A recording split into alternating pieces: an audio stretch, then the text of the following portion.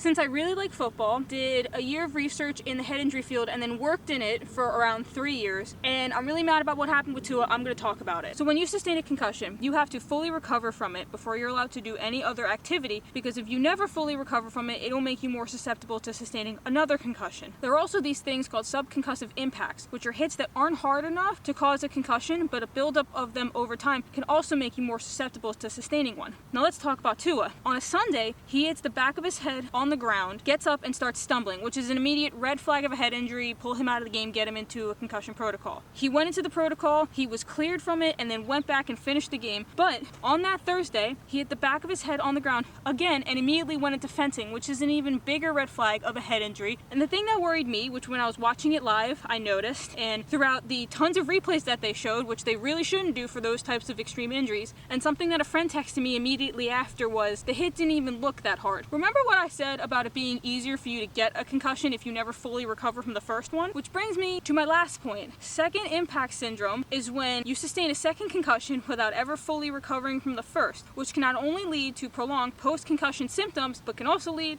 to brain damage. So, Tua Tagovailoa may have just sustained 2 concussions within a 5-day period without ever fully recovering from the first one, with the second one being 100% preventable. And it's so damning to me that the NFLPA fired the independent neurologist who cleared Tua on that Sunday, and the fact that after all of this push for the last decade on the NFL getting more protective equipment, better playing surfaces, and especially better concussion protocols, they're still having these issues.